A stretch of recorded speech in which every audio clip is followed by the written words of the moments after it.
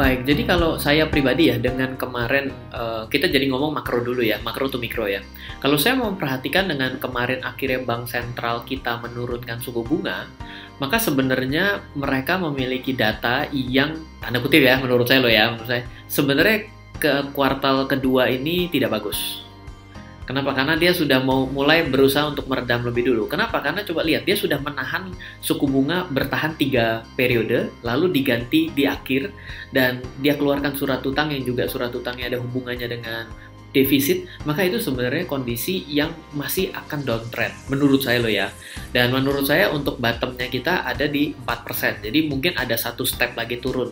Ini kalau kita mencoba melakukan technical pada suku bunga acuan kita ya. Jadi itu di 4% dan itu mulai akan kembali. Jadi saya boleh cerita kepada Bapak Ibu sekalian bahwa saya itu belajar mengenai pasar yang sedang turun gitu ya. Dengan turun banyak itu bukan hanya pasar kali ini, tapi saya sudah belajar dari posisi market tahun 90 di Bursa Efek Indonesia, meskipun saya baru masuk di pasar 2004, dan saya belajar market global itu dari tahun 1989 dari US. Nah, apa yang saya bisa dapatkan? Pertama, saya akan bawa dari market lokal kita. Market lokal kita mengalami penurunan tajam di atas 20% dari titik tertinggi. Itu bukan terjadi satu kali, tapi sudah terjadi 5 kali. Jadi hari ini adalah kejadian ke-6. Ini kejadian ke-6.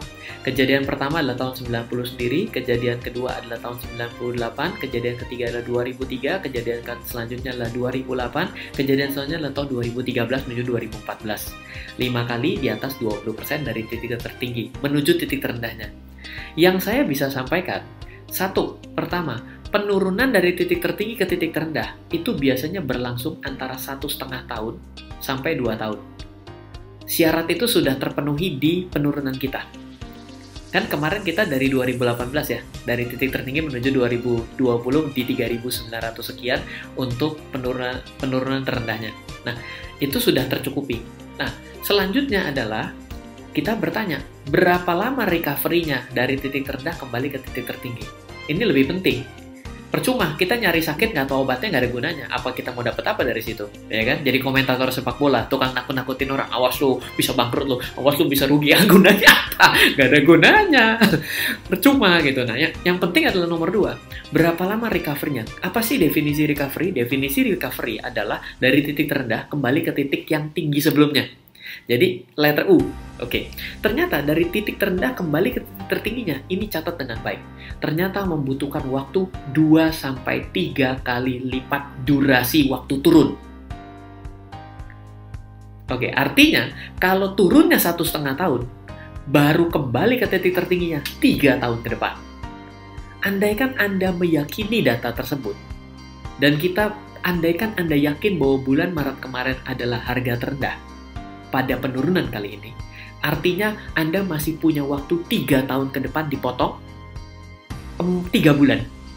Anda masih punya banyak waktu untuk mengakumulasi.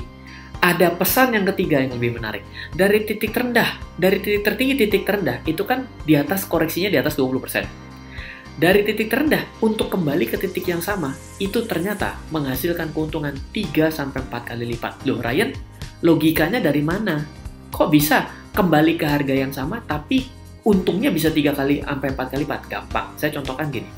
Kalau angka 1.000 saya beli dan ternyata hari ini harganya jadi 500, berapa kerugian saya? 50%. Oke, sekarang saya tanya, bila saya dibalik, saya beli di 500 dan harganya kembali ke 1.000, berapa untung saya? 100% Pak, hati ya.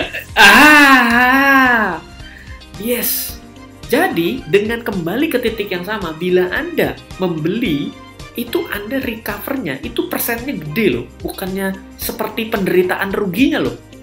Nah, ini penting. Justru satu hal yang penting di sini adalah kita facing the problem. Yes, kita dalam keadaan seolah-olah tidak ada masa depan.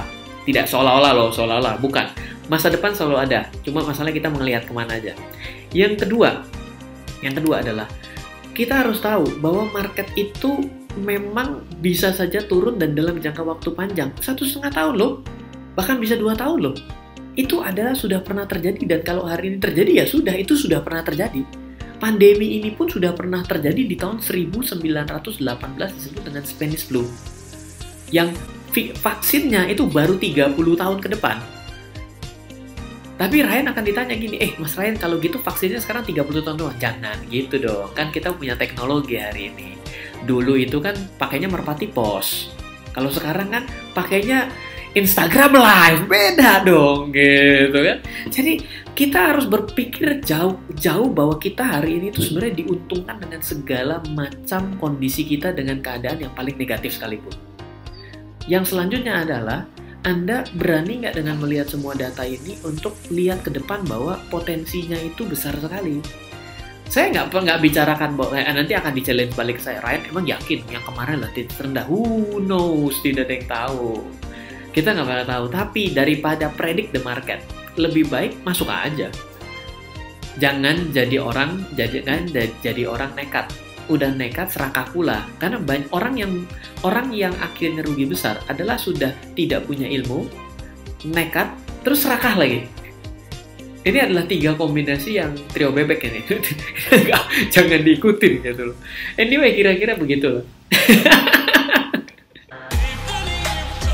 Terima kasih Anda telah menyaksikan RF Channel, sumber informasi dan inspirasi kecerdasan finansial, bisnis, dan strategi investasi oleh Ryan Filbert dan tim. Untuk mengundang Ryan Filbert mengikuti seminar, kelas, dan pelatihan yang diadakan RF Team maupun melakukan pemesanan buku-buku bestseller Ryan Filbert, silakan hubungi 089 5070 80789. 089 5070 80789 atau ke info@trenamento.co.id info@trenamento.co.id.